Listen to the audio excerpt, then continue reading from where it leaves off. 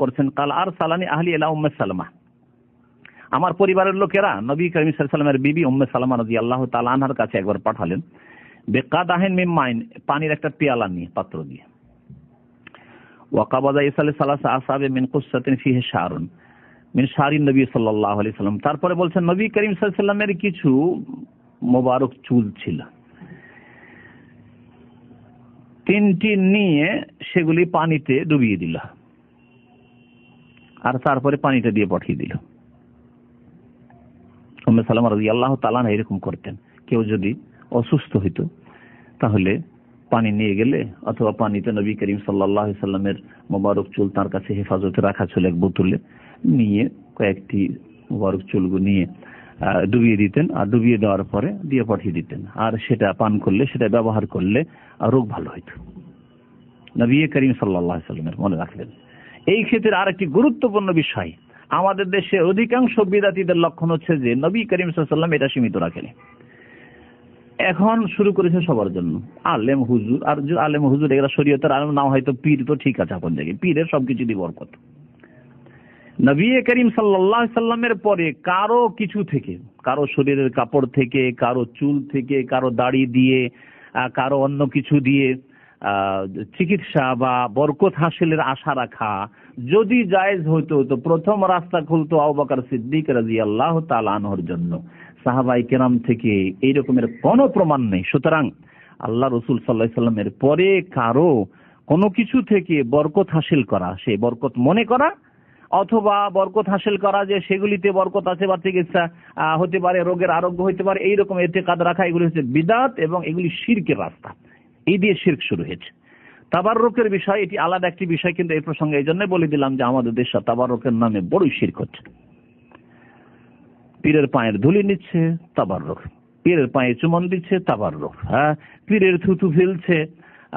জয়পুর হাটের আমার এক ছাত্র এখানেই ছিল, আশরাফুল হক বলে, ওর এখানে সম্বন্ধে এখানে সামনে আমার মজুদ আছে, এখন বর্তমানে কুয়েতে আছে, যোগাযোগ রাখে, সেখান থেকে আল্লাহ পাক হিদায়াত করে পাঠিয়েছে। ওর গ্রামের একটা পীর ফাসেক দাঁড়িয়ে পর্যন্ত নেই, কিন্তু পীর, গাদ্দিনাসীন পীর।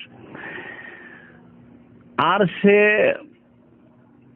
টমটমে চড়ে থাকে, আর 70-80 বছরের বুড়া বুড়া লোকেরা পিছন থেকে ছুটি আর পানের পিক ফেলে আর দৌড়ে আর মুছে, থুতু ফেলে ধরে আর গায়ে মুছে, এসব করে। এগুলি শিরক, এগুলি শিরক, এবং এগুলি হচ্ছে শিরক কুফরের রাস্তা, যার দ্বারা ইসলামে কবর মাজার পূজা শুরু হয়েছে।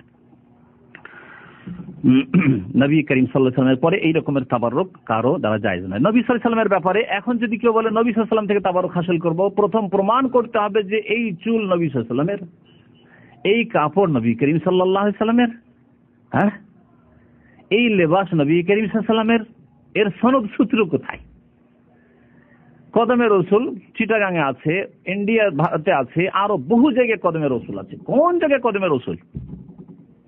সুতরাং এসব শিরক কুফরের রাস্তা, ওই সব রাস্তার দিকে আর যেতে হবে না, ওই রাস্তা বন্ধ হয়ে গেছে। সাহাবায়ে কেরামদের জামানা, তাবেঈনদের জামানা পর্যন্ত তারা নিশ্চিতভাবে জানতো যে এগুলি নবী করিম সাল্লাল্লাহু আলাইহি ওয়াসাল্লামের চুলে মোবারক, এটা থেকে চিকিৎসা আছে, ততদিন হয়েছে। এখন জানা নাই, এর নামে অনেক জালিয়াত হয়েছে। আপনারা জানেন বেশ কয়েক বছর আগে যে একটা ঘটনা ঘটেছিল ওই সন্ত্রাসীদের কাশ্মীরে, তাতে হযরত বলের ঘটনা, তাই না? হযরত বলের ঘটনা, আসলে হযরত বল বাংলায় করে হযরত বাল। ওখানে এক পীরের মাজার আছে যেখানে ধারণা করা হচ্ছে যে নবী সাল্লাল্লাহু আলাইহি ওয়াসাল্লামের বালে মোবারক মানে চুল, উর্দুতে বাল মানে চুল, তো মোবারক চুল রাখা আছে আর তার পুজো হচ্ছে সেখানে। কেমন করে জানলো? থাকলো না আরবে চুল, থাকলো না তুরস্কে, থাকলো, চলে গেল কাশ্মীরে। সুতরাং এসবের আস্থা করা যাবে না, বরং এগুলিকে মিথ্যাই মনে করতে হবে, এগুলিকে শিরকের রাস্তা মনে করতে হবে।